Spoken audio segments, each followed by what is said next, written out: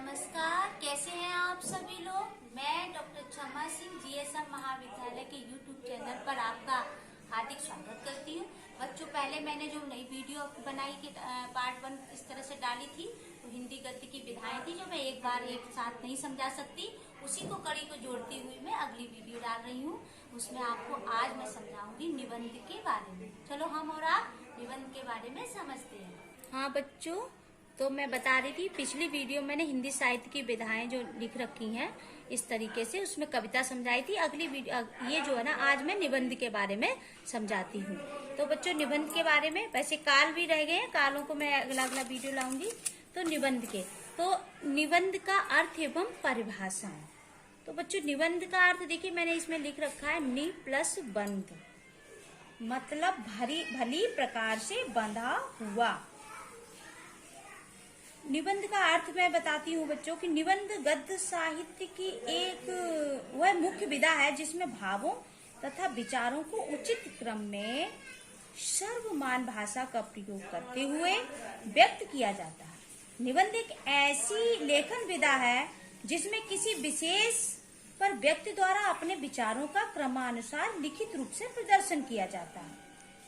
बच्चों, निबंध एक प्रकार से किसी व्यक्ति के विचारों का आत्म प्रकाशन है। यह विचारा व्यक्ति जितनी सरल, स्वतंत्र और सजीव होगी, उतना ही निबंध लेखन प्रभावशाली और सराहनीय होगा। रामचंद्र शुक्ल जी कहते हैं कि आधुनिक पाश्चात्य लक्षणों के अनुमान अनुसार निबंध उसी को कहना चाहिए जिसमें व्यक्तित्व अर्थात व्यक्तिगत विशेषता हो। निबंध को और स्पष्ट करते हुए शुक्ल जी कहते हैं कि व्यक्तिगत विशेषता का तात्पर्य यह नहीं कि उसके प्रदर्शन के लिए विचारों को श्रृंखला रखी ही ना जाए या जानबूझकर जगह जगह से तोड़ दी जाए। तो बच्चों, अगला मैं निबंध आपको मार्टेन जी के बारे में परिभाषा दे देती हूँ। 2 परिभाषाएं जरूरी होती है। निबंध विचारों को उद्धरणों और आख्यान वृत्तों का सम्मिश्रण है।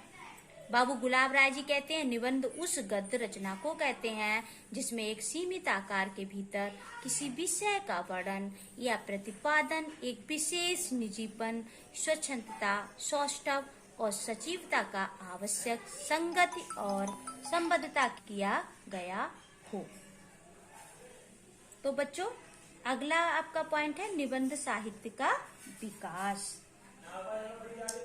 निबंध साहित्य के विकास को मैं बताऊं बच्चों कि निबंध साहित्य जो है, हिंदी में निबंध रचना का आरंभ आप सभी को पता होना चाहिए कि भारतीय युग से ही माना जाता है।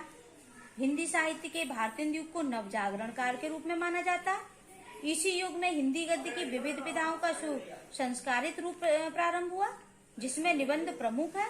भारतीय युग में आपके भारचंद हरिश्चंद्र, प्रताप नारायण मिश्र, बाल कृष्ण भट्ट, बाल मुकुंद गुप्त ने अनेक विषयों से संबंधित सुंदर निबंध लिखे थे। उसके आपने जो एक बाद महावीर प्रसाद द्विवेदी, बाबू श्याम सुंदर दास आचार्य, रामचंद्र शुक्ल, चंद्रधर शर्मा गुलेरी जी जो है ना, पदुमलाल पुन्नालाल बख्शी, इस तरीके से इन्होंने विधा को विकसित किया। उसके बाद आचार्य रामचंद्र शुक्ल के पश्चात हजारी प्रसाद द्विवेदी, महादेवी वर्मा, डॉक्टर नागेंद्र, रामधारी सिंह दिनकर आदि लेखकों ने भी निबंध की परंपरा को आगे बढ़ाया। अगला पॉइंट है बेटा निबंध की विशेषता। तो विशेषताएं क्या है? विशेषता संक्षिप्तता, पूर्णता, एकांतता निबंध शैली की निजी विशेषता है। विषय को अनावश्यक विस्तार देने से उसकी एकसरता खंडित हो जाती है। दूसरी विशेषता, निबंध मुख्यतः अभिव्यक्ति से संबंधित होता है, अतः यह निबंधकार के व्यक्तित्व का परिचायक होता है। निबंध विचारपूर्वक रचना है, किंतु उसमें हृदय के भाव सत्ता का साम्राज्य होता है। निबंध में किसी सिद्धांत विशेष का नहीं, बल्कि बहुत सी बातों का संग्रह किया जा सकता है। उसके बाद आपका आया निबंध शिक्षण के उद्देश्य। बच्चों, उद्देश्य क्या? उद्देश्य में छात्रों में निबंध लिखने के प्रति अनुराग भावना जागृत करना, छात्रों में पर्यवेक्षण शक्ति का विकास करना, छात्रों को स्पष्ट तथा शुद्धता पूर्वक निबंध लिखने में समर्थ बनाना, छात्रों को कल्पना जगत से सजगता लाने का प्रयास करना, सिखाना, साहित्य की विविध शैलियों जैसे कहानी, जीवनी, आत्मकथा आदि का परिचय प्राप्त कराना।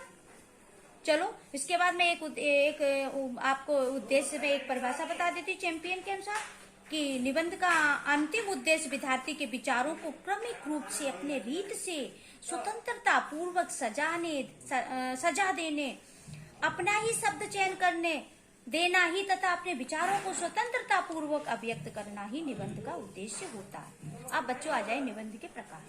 निबंध के प्रकार क्या? चिंतनात्मक या विचारात्मक निबंध, भावात्मक या व्यक्तिगत निबंध, कथात्मक या विवरणात्मक निबंध, मनोवैज्ञानिक निबंध, प्रतीकात्मक निबंध, हास्य व्यंग्यात्मक निबंध, संस्मरणात्मक निबंध। इस तरीके से आपके प्रकार हो गए। अब निबंध की शिक्षण प्रक्रिया का आ गए।